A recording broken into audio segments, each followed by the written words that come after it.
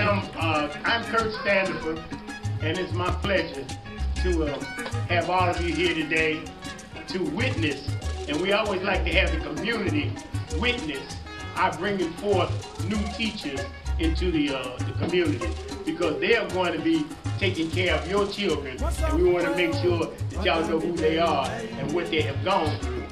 I've had the pleasure of conducting a teacher training course with these 12 new teachers here that we call Mwalimu. Mwalimu in Swahili means master teacher. And a master teacher is someone that not only knows the content that it's going to be teaching, not only knows how to get the content across to its students, but a master teacher also lives the content that he's teaching. It's not do what I say do, it's watch me, I'm going to show you how to do it, as well as teach you what you're supposed to be doing. That's the master teacher. We take them to a whole nother level, and then we say our master teachers are also gorilla teachers.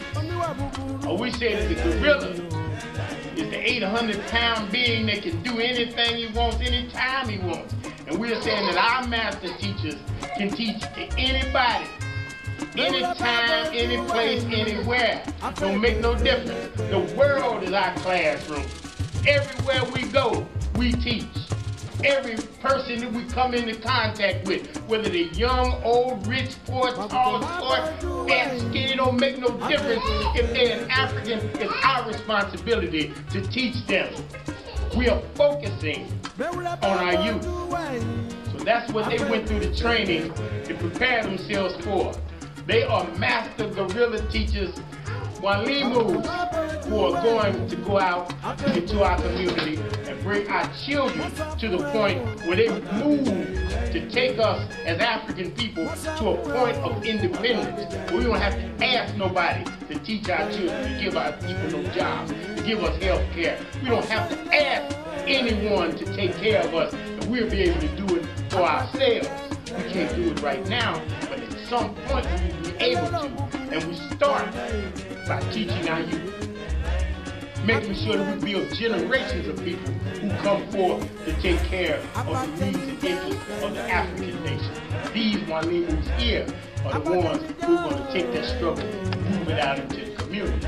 And it was my pleasure and the pleasure of my organization, the Academy for African Community Transformation. We call ourselves Aact. It was our pleasure to put these teacher training courses together and to bring to the community these new Mwalimu teachers right here. Before we get started, there's always things that we as African people like to do before we get a program of this nature started, where we bring people together. We always want to give a special thanks to the Creator.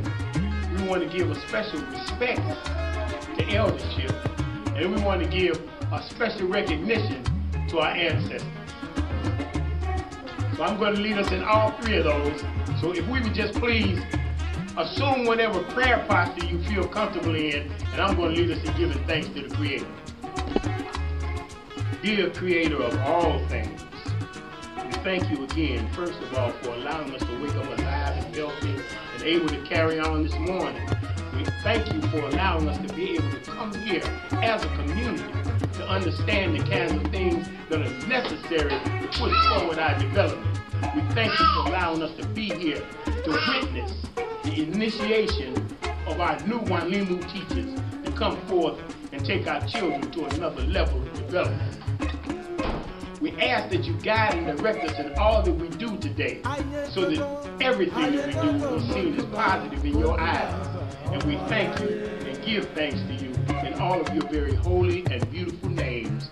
We can all say Ashe. Ashe.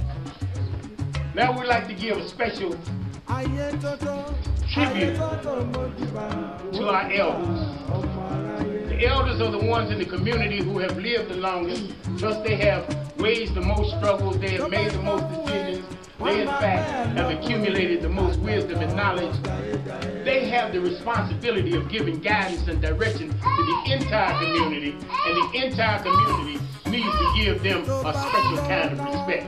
So I'm going to ask, for those of us inside of the room today, if there's anyone in this room that is 55 years old or older, would you please stand up or just raise your hand? Let us know. Brothers and sisters, this is our representation of eldership here today. Let us first salute our elders.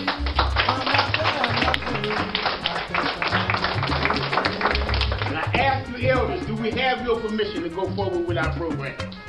The elders have given us the affirmative, and we can go forward. The next thing is that we always want to give a special tribute to our ancestors. These are the folks who no longer are living on the physical world with us. They have made their transition to the spirit world, but we remember them for the kinds of things that they did while they were here, as they served the needs and interests of us as individuals or of us as a collective people. These elders, many of us know. Martin Luther King, Malcolm X, Marcus Garvey. Many of us don't know them except for you, your great-grandmother, your uncle. But these are somebody who have gone back to the spirit world, but we remember that while they were here, they did some positive things for us. And what we do is we call out the names of those ancestors. We want to call that name out because there's an African proverb that says no one is truly dead until there's nobody left to remember them and call out that name. And you call that name out, the spirit of that person comes alive with us right here in the room. You remember that person. You remember what they did. If you knew that person, you remember the particularities of that person, how that pipe smelled when your grandfather lighted it up, how your aunt had that little hip problem, and how she walked when she came into the room. You remember those kinds of things about them, and the spirit of that person comes alive with us right here. You start to smell that grandfather's pipe. You start remembering how your aunt used to walk when she came in the room. That spirit is alive with us. We want to keep that spirit alive. And at the same time, we want to thank them for the work that they did in their time. Because the work they did in their time made it possible for us to be able to do the work we have to do in our time. And they deserve a special recognition. We use water and we use earth. These are the two elements which, when combined, bring forth life. And these are the elements we're going to use to give tribute to our ancestors. Again, we call out the name of the ancestor, we pour the water into the earth, and then we all say Ashe. Ashe is a Swahili word that means so be it, or it is done. We have asked for the positive spirit of these ancestors to join us. It is done. What I'm going to do in the spirit of time, and we do this a lot of times when we have a number of people. A lot of times, if I'm outside and we got plenty of time, I'll let everybody call out the name of an ancestor individually. What we're going to do here today is I'm going to give you 10 seconds to call out the name of as many ancestors whose positive spirit you want to join us here today.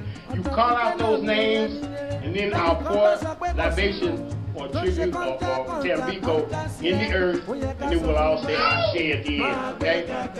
So I want you to call out as many names of the ancestors whose spirit you want to join us, and I'm going to give you 10 seconds starting now. Call out the names. Say them loud.